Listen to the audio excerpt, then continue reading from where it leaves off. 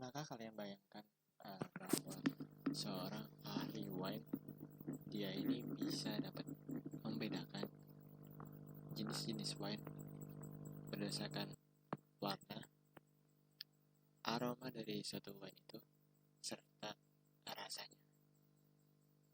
Nah, namun hal ini tidak berlaku pada suatu komputer, yang dimana komputer tentunya dia tidak akan bisa membedakan suatu jenis wine karena memang tidak memiliki indera seperti manusia, yang dimana untuk mengecap, lalu merasa, dan melihat. Maka dari itu, saya Azri Razim dengan NIM 241103041 pada mata kuliah Pattern Recognition System dengan dosen pengampu Pak Hedi ingin menjelaskan terkait tugas latihan 2 dari studi kasus analisis dari sebuah wine. Langsung aja coba saya buka untuk case ini.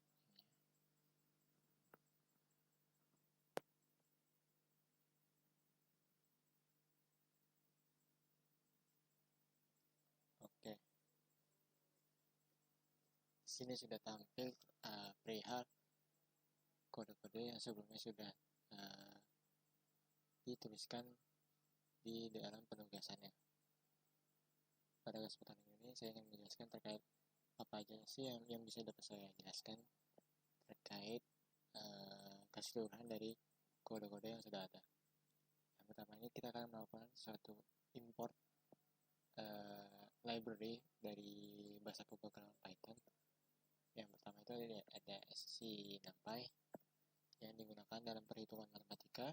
Kemudian ada library pandas yang difungsikan dalam pengolahan tabel. Lalu ada library-nya si matplotlib yang difungsikan dalam membuat suatu grafik ataupun tabel dalam bentuk 2D maupun 3D. Serta kita akan mencoba mengimport suatu load data kayak semacam kumpulan Excel yang ukurannya lumayan besar dari si Scalar. Di sini kita sudah melakukan load datasetnya. Untuk membuktikannya, saya sudah coba buka dari Scalarnya langsung. Teman-teman bisa buka aja nanti websitenya. Bisa pilih klik yang paling atas.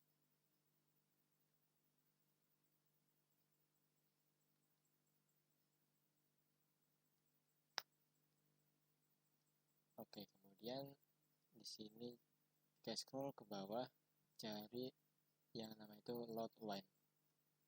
Nah, di sini kita sudah menemukan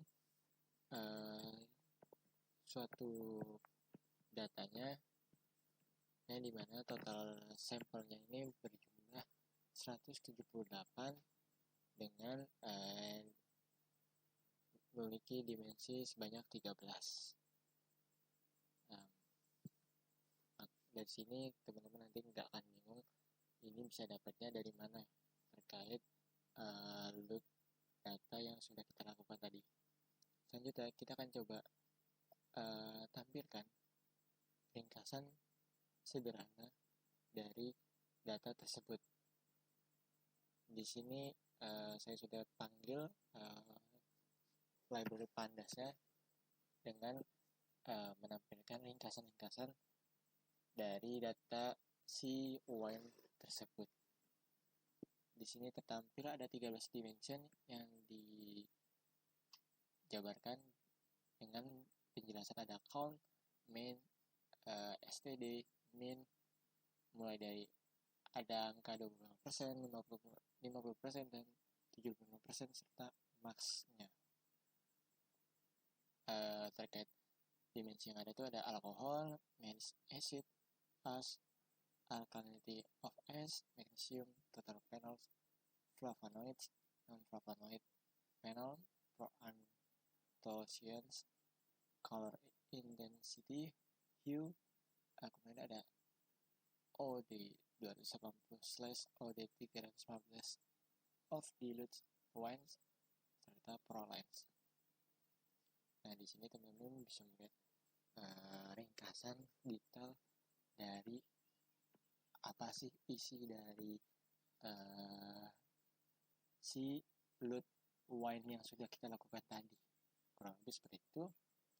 Kemudian kita akan coba melakukan perhitungan sederhana secara manualnya dari 3 dimensi pertama yang kita lakukan tadi. Kita akan coba melakukan penjelasan lebih detail terhadap si alkohol, malic acid, dan as. Nah, di sini kita bisa lihat di mana alkohol ini memiliki rata-rata dengan sebesar 13, lalu ada variance 0,66, serta STDF 0.81. STDF ini maksudnya sebaran data yang ada di kumpulan data tersebut. Kemudian pada malic acid dia punya rata-rata 2,34, variance-nya 1,34, serta STDF-nya itu 1,11. Begitupun dengan as, rata-ratanya 2,37, variance-nya 0,07, STDF-nya 0,27. Nah, dari data ini terdapat hal yang cukup menarik, di mana si malic acid ini memiliki variance di atas 1, yang dimana komputer itu biasanya akan lebih mengenali suatu kemiripan data jika angkanya itu mendekati 1. Namun jika datanya ini yang digunakan sebagai perbandingan itu punya angka yang di atas 1, maka datanya ini tidak mirip. Nah, di sini kita bisa lihat perbedaannya pada si malic acid-nya dengan mempunyai variance 1,24.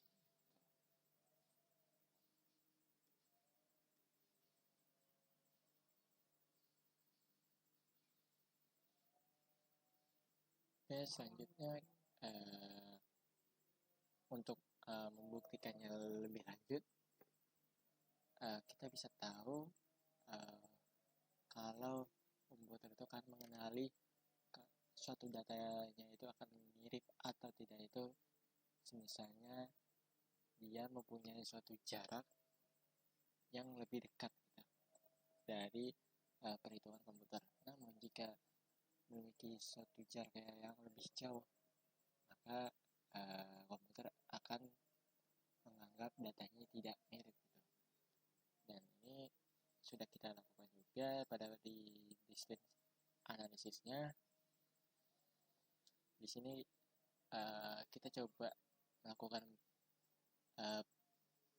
pengecekan terhadap sampelnya ini dengan menggunakan 9 wine saja, dengan hasilnya mulai dari wine 0 yang ke wine 1 itu jaraknya ke 31,27, kemudian wine 0 ke wine 2 122, wine 0 ke 3 415, wine 0 ke 4 330, dan seterusnya dari penjelasan tabel yang ada di sini. Dan teman-teman bisa lihat juga hasil menunjukkan wine 0 ke wine 1 itu mempunyai jarak yang paling dekat. Dengan hal ini menunjukkan bahwa ada kemiripan dari sampel wine 0 dengan wine 1. Kurang lebih seperti itu. Selanjutnya kita akan coba buka terkait sampel gambar yang sudah kita lakukan dalam bentuk 2D sesuai instruksi penugasannya. Kita hanya diminta untuk menjelaskan sampel di 2D-nya saja terkait label wine class-nya. Kita bisa cek terlebih dahulu. Nah, kurang lebih ini untuk sampel gambar yang sudah kita lakukan tadi. Nah, mungkin di sini kita masih agak bingung ya, gimana cara membaca datanya itu seperti apa. Nah, di sini kita coba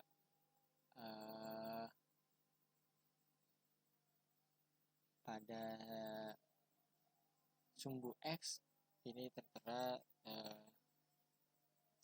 fiturnya alkohol, dan yang sumbu Y ini flavonoids yang dimana suatu senyawa atau suatu zat yang bikin suatu wine itu terasa lebih pahit gitu.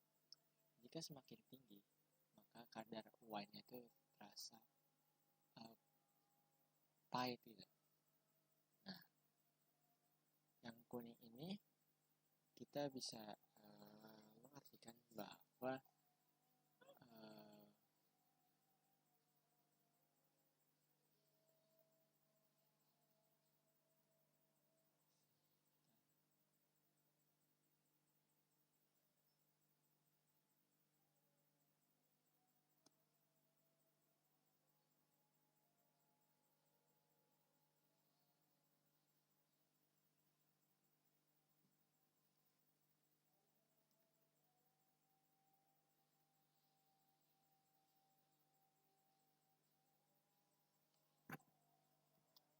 yang kuning ini dapat diartikan bahwasanya dia ini memiliki tipe alkohol yang bervariasi dengan flavonoids yang rendah. Hal ini bisa dibuktikan di posisinya si flavonoids ini, si deretan kuning ini dia berada di bagian paling bawah. Maka secara otomatis mereka ini memiliki tingkat flavonoids yang rendah dengan sebaran data alkoholnya itu variatif, kurang seperti itu.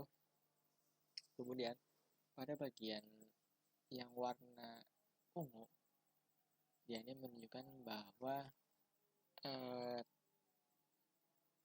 flavonoids ini terhitung cukup tinggi dari kumpulan merekanya, serta dia ini memiliki kadar alkohol yang cukup tinggi dengan flavonoids yang tinggi dan alkohol yang tinggi. Hal ini dibuktikan dengan posisi di sumbu X-nya ini berada ke paling kanan. Yang paling kecil ini, hal ini sudah menunjukkan kalau dia ini punya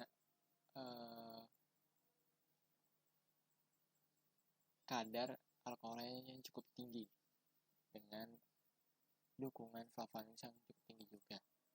Sedangkan pada warna hijau Tosca ini, dia menunjukkan bahwa mereka ini hampir rata-ratanya memiliki kadar flavonoids yang sedang, di mana hal ini dibuktikan adanya kumpulan data yang berada di bagian sedang ini, maksudnya itu antara tinggi dan ada juga yang ramai itu di bawah juga gitu. Namun tidak bisa dikatakan juga kalau mereka ini memiliki flavonoids yang rendah gitu, karena rata-ratanya juga mereka juga ada yang berada di posisi atas gitu, dengan memiliki fitur alkohol itu yang cukup rendah. Kurang lebih seperti itu untuk penjelasan di wine feature space-nya. Selanjutnya kita balik lagi ke bagian yang terakhir terkait similarity groups-nya. Nah, di sini kita coba menentukan wine mana sih paling mirip dalam setiap kelasnya. Dan hasilnya menunjukkan bahwa dari 3 kelas yang sudah kita coba lakukan pengujian kemiripannya, mulai dari kelas 0 yang memiliki sampelnya 59, dia ini memiliki rata-rata distance-nya itu di angka yang cukup tinggi, 253. Hal ini tentu membuktikan kalau pada kelas 0 ini dia mempunyai sebaran data diverse ataupun menunjukkan tidak adanya kemiripan dari wine yang ada gitu. Dari jumlah wine itu sebanyak 178 data. Kemudian berlaku juga di kelas 1 dengan sampelnya itu 71, menunjukkan bahwa average ini sebesar 176, sekian. Dalam hal ini menunjukkan bahwa wine class ini memiliki relatif yang berbeda ataupun diverse, tidak memiliki kesamaan. Begitupun juga pada di kelas 2 dengan sampel yang 48 sampel, hal ini menunjukkan bahwa di kelas 2 dia punya rata-rata sebesar 133, sekian. Sama juga pada kelas ini dia menunjukkan kalau bagian kelompok ini diverse atau tidak memiliki kesamaan. Nah, maka sekian terkait penjelasan yang dapat saya jelaskan dari studi kasus si wine ini. Saya dapat mengambil kesimpulan bahwasannya komputer juga bisa melakukan analisisnya sendiri berdasarkan data-data yang sudah kita miliki dan kita coba berikan ke komputer. Tuh. Misalnya datanya ini tidak telah dilatih oleh komputer juga, nah tentu komputer tidak akan bisa membuktikan jawaban ini secara akurat gitu, dan tepat. Kurang lebih itu saja yang bisa dapat saya sampaikan. Bila ada penjelasan yang kurang tepat ataupun salah, mohon dimaafkan. Kurang lebihnya mohon maaf. Terima kasih.